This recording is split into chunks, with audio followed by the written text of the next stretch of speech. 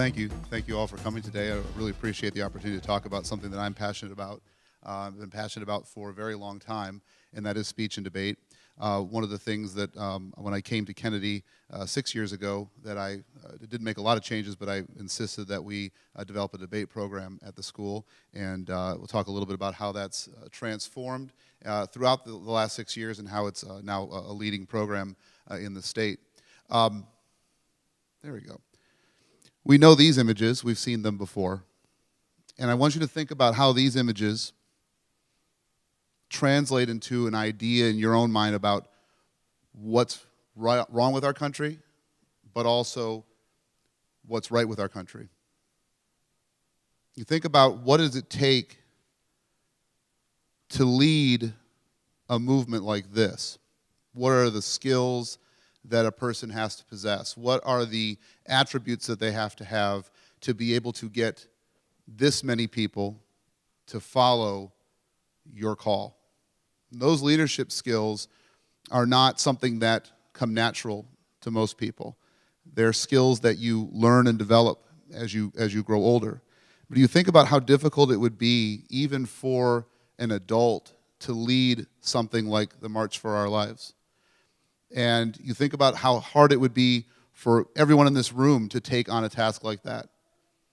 And yet it was high school students who stood up after the tragedy at Stoneman Douglas High School in Florida and made this type of thing happen. It wasn't by accident, though. Speech and debate is an activity that fosters the skills that develop a person to be able to do something like that, to lead something like that. You think about what we ask students to do in the classroom. I posed this question up here. This is the recent Big Ideas question. Big Ideas is one of the many events that exist within the world of speech and debate, high school and middle school level. This is a question that is posed to students, asking them to think about whether or not you, human beings, me, all of us, are driven primarily by self-interest. And when you look at that statement, it's a pretty kind of basic statement. And you might immediately say, yes, yeah, sure, self-interest. You may immediately say no. And those responses are probably coming from a pretty basic level of emotion. You're making a decision, you're thinking about the answer to that question based upon your own experiences, your own worldview, your own life. And that's probably just about it. But if you really start thinking about that question, and you start thinking about how would I defend the yes or the no to that question? How would you argue the yes or no to that question? That's when you start getting into the world of speech and debate. You get into the world of being able to support or defend arguments and then also rebuttal people who have a differing opinion to yours. And so a question like this is very basic. It's very simple, but can result in hundreds of different arguments with thousands of different supports to make those arguments valid and true. And it can result in tremendous thought processes that expand the mind. Now think about this. Every weekend from September through July, there are tens of thousands of high school and middle school students who are voluntarily on Saturday mornings getting together and debating topics like this. And we think about what we want for education. Is that not the dream? Is that not something that we never could think would be possible with most students, yet it happens every weekend throughout the school year? Students choose to engage in that kind of conversation. For me, speech and debate was something that I wanted to get into when I got into high school. I started in 1992 as a freshman, and I wasn't really sure what it was. I just knew I wanted to do it. I liked to argue. I liked politics. That was just fun for me. I didn't really understand what I was getting myself into, and in all honesty, I never took it nearly as seriously enough in high school as I now wish I had. But I think most of us probably look back in our high school days, and there's probably something that falls into that category for all of us.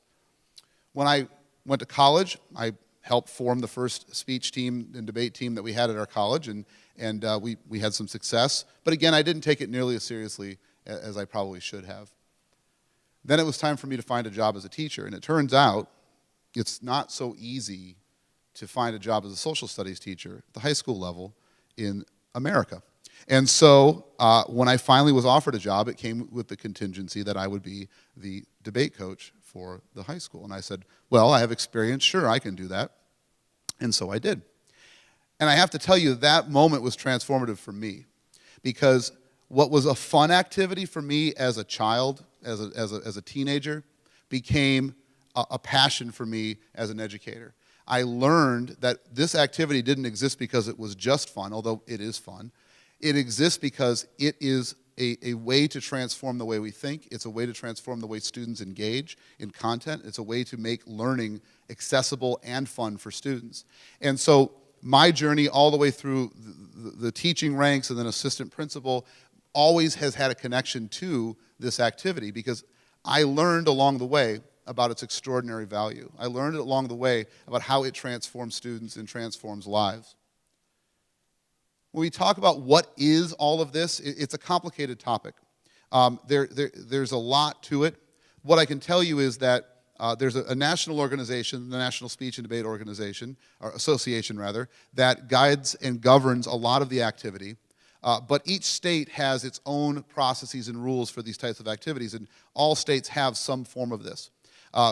What I can also tell you is this. There's a variety involved in all of this. Just the pictures up here alone show some of that variety.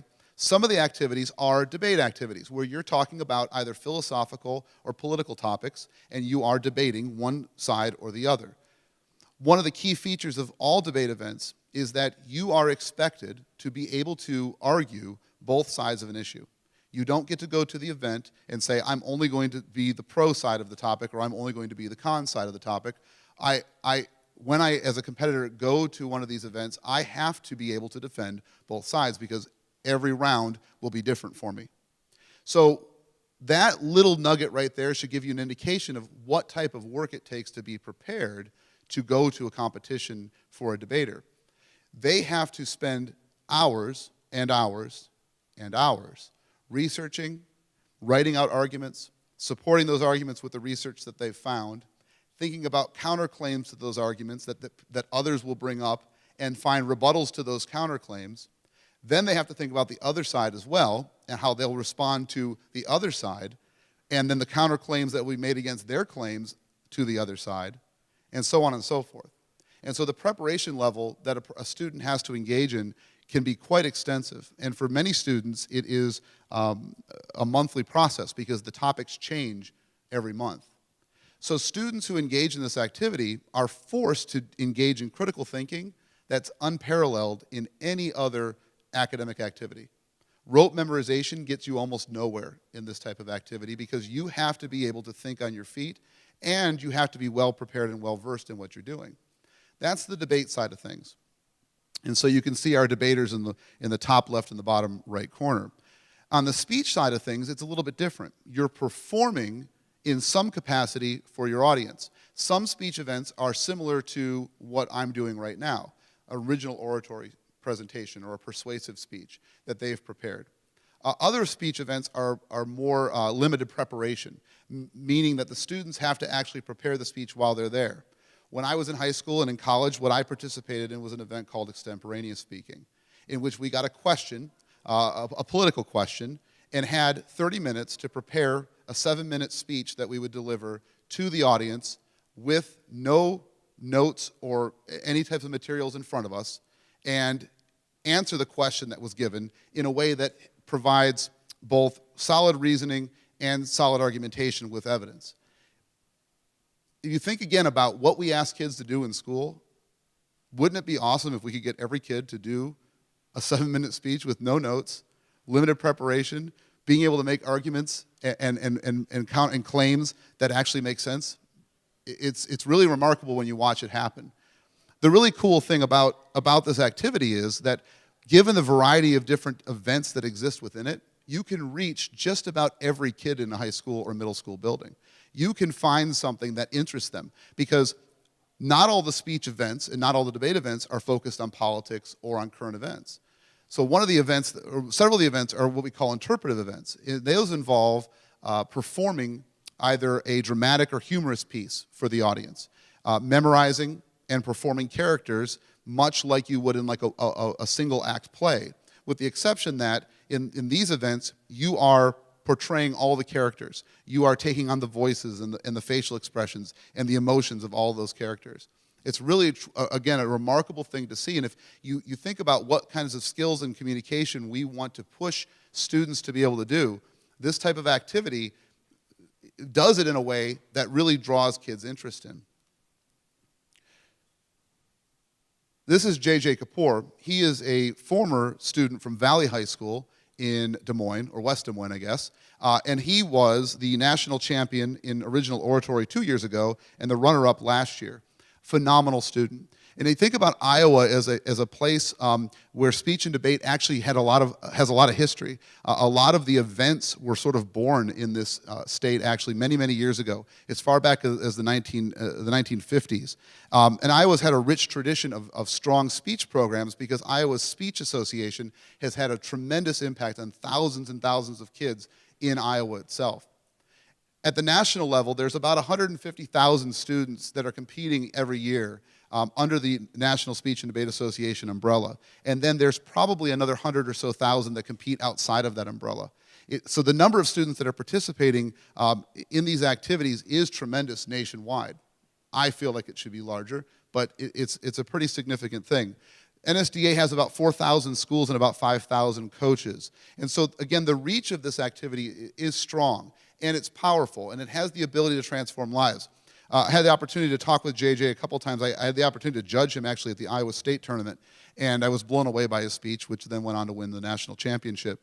And just in conversing with him and learning about how he developed a process to write and perform this speech, you can see that the learning that's achieved there is far beyond anything you could get from a textbook and far beyond a lot of what we can do in the classroom. It's a performative type of learning, it's a reflective type of learning, and it requires you to be very honest about what you're doing and being able to come back and say, hey, you know, I need to do this differently.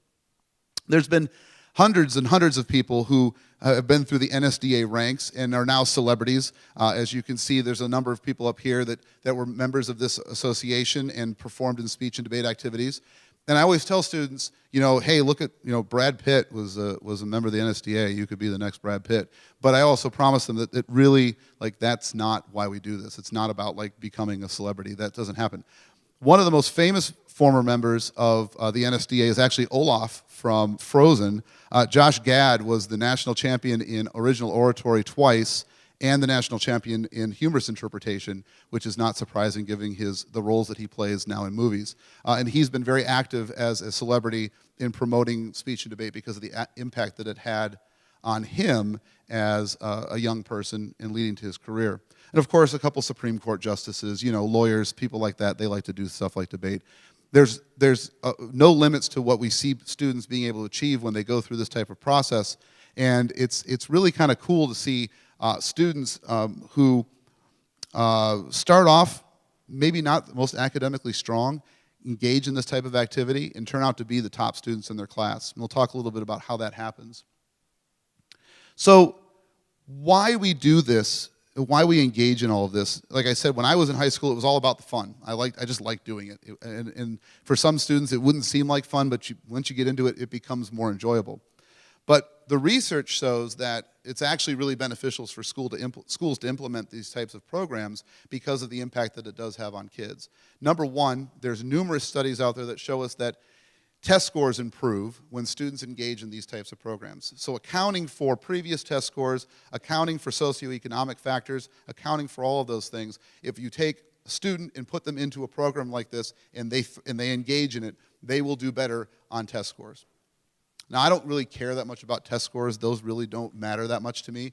But as I try to sell these programs to other schools and school districts, that's oftentimes what they want to see. They want to know, what's the bottom line? Is this going to impact things? And the answer is yes. There's a large body of evidence that suggests that students do better in school, especially on standardized tests, when they engage in this type of stuff. But for me, the next reasons are more important. We need to prepare students for a future where they can do the 5 bolded things at the bottom of this, where they can be really good communicators, where they can think creatively and critically, where they can collaborate with others, and where they're good citizens. And this activity fits the bill for all of those things. It encourages and develops students to engage in all of those things. Obviously, communication, the oral communication portion of this is very important, but also there's a lot of written communication because the students have to write their speeches out ahead of time. And there's a lot of thought processes and engaging types of activities that they have to do to be good writers and, of course, then good oral communicators. Creativity is a hallmark of the debate world because you don't want to run the same arguments that everyone's running when you are making your case in a debate event. You don't want to be using the same arguments everyone else is. And so you have to think beyond just what we call the stock arguments and think about creative ways to approach a topic so that your opponents aren't necessarily well prepared for what you're going to say or don't necessarily have a good response for what you're going to say. Critical thinking, again, falls into that as well, and identifying specifically what it is that you're trying to achieve on the pro side of an argument or the affirmative side of an argument or the negative side of an argument. It's really important that you can think about what are the other impacts that exist from what I'm arguing for. What are the other, the ripple effect that might occur? And so the critical thought processes that go into preparing for this and then engaging it in the round is also extraordinarily valuable. And the reality is that what we know is that students who engage in these types of activities develop these skills at a higher rate than students who do not. And I think what we also know, talk about being future ready here in Cedar Rapids, is that we want students to be able to enter the job market with the skills that employers are looking for. And the most recent Association of American Colleges and Universities found that communication now has risen amongst the top of all the skills that employers are looking for. And, of course, we already know that critical thinking, creativity, and collaboration are already there. And so this particular activity is designed to develop within students the skills that we want them to have so that they are truly future ready, so that they are ready to walk into the workforce and be successful. And so for a student to be able to engage in this in a way that is enjoyable to them, fun for them, competitive, that just increases the impact that the activity has on these skills for those students. As well, we talk about the benefits of society, and that ties into that citizenship concept. Students who are in school now are going to be adults making political and social decisions in 5 to 10 years, for the high school students at least. They'll be making those types of decisions. Elementary school students have a little bit more time. What we know is that society benefits when we have what we called a schooled populace, right? So if we have individuals in our populace, in the citizenry, that are aware and able to think critically and able to engage in political dialogue in a way that is positive and civil and constructive, that has a tremendous benefit to all of us. It actually benefits everyone else who maybe is not necessarily in that boat. You think about the civic engagement and participation rates that exist amongst the population as a whole. Research clearly shows that students who participate in these types of activities in high school are far more likely to be engaged in their civic duty, in voting, in political campaigns, in civic activities than those who do not. Because one of the things that this particular activity, one of the things this activity does is it produces in students a sense of voice, a sense of understanding of what they believe and feeling confident in what they believe. And as a consequence, they're able to engage in these types of activities without fear of feeling inadequate or feeling like they don't really truly understand what they're talking about. As well, the idea of being able to prepare on both sides of a debate issue is tremendously beneficial for voters when they try to analyze what both politicians are saying and what policy options exist. You think about how individuals argue right now on Facebook. It's usually devolved into some sort of ad hominem attack. Ad hominem means attacking the person.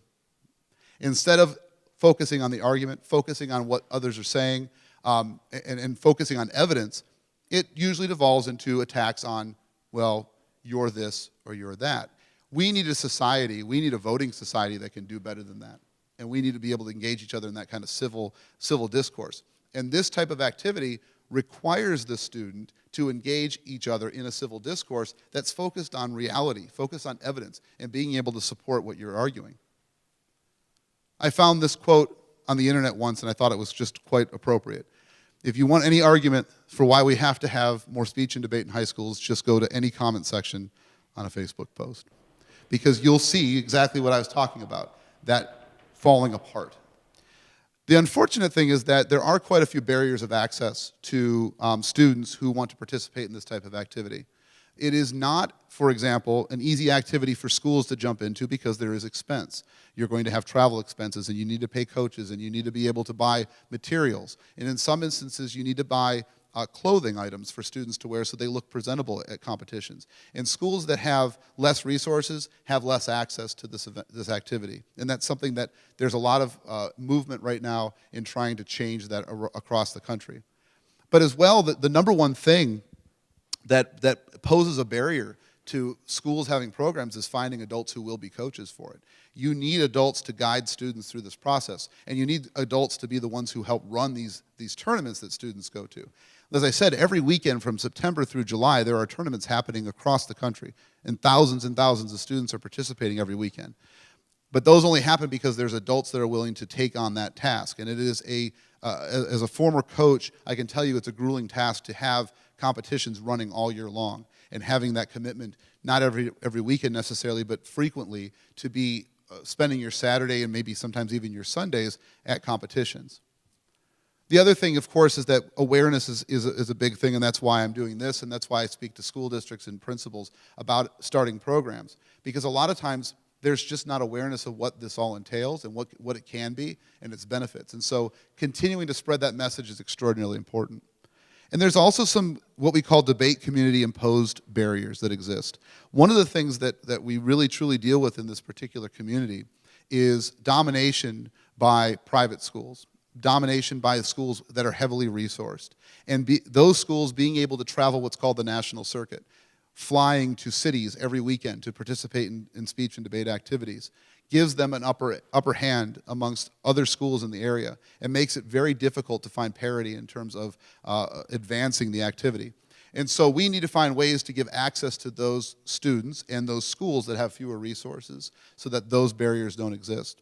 There's also quite a bit of a movement right now in the community dealing with things like racism and sexism, finding ways to address those particular issues, because right now there is still a heavy lean towards males being dominating in these activities in terms of numbers, in terms of being judges, in terms of access to this particular activity.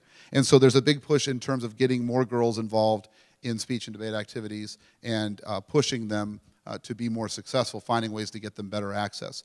As well, there's significant racial disparities, significantly tied to access to resources at schools, but the activity itself, especially on the national level, is almost entirely white and Asian. There is very little minority representation from the Hispanic or African American communities or other marginalized groups. And so there's, again, opportunities that are beginning to exist, including urban debate leagues in various cities that focus on minority majority schools and schools with fewer resources, providing them opportunities to teach kids how to debate and providing them opportunities to compete. Which kind of brings me back to the whole Stoneman-Douglas topic that I started off with. Those students that led the March for Our Lives and continue to lead that movement did not take on that role by accident. They're part of a school system that has embraced speech and debate in a way that no other school system in the country has. Broward County Schools in Florida, led by Dr. Robert Runcie, is the leading district or the leading school district when it comes to speech and debate. In 2012, he partnered with the National Speech and Debate Association to start the Broward Debate initiative. And that initiative was focused on two things: providing students with access to coaches in every single high school and then every single middle school to speech and debate, and providing resources to help students who come from either backgrounds where they don't have the resources to pay for the costs of competition, or to find opportunities to support schools that don't have the resources within the district to pay for those types of opportunities. Prior to 2012, somewhere between 500 and 750 students in the entire county participated in speech and debate activities. Right now, the number is somewhere north of 12,000 students. They have taken something and made it real. In fact, they've done such an incredible job that now they've expanded to almost nearly every elementary school in the district. The picture on the right was from last month, where they had the largest elementary school debate tournament in the county with over 650 elementary school students participating. You think about getting kids at the elementary level to start thinking in that kind of critical way, in that kind of creative way, and working together with that kind of collaboration. And for me as an educator, that's just really very exciting. So the idea is, if you put the resources in place, which is what Broward has done, you can get kids to come out. You can get kids to participate. And the goal being to make it as wide as possible so that as many kids as possible can benefit. And yeah, Broward has turned out some really great champions from all of this. They've won lots of tournaments from their various high schools.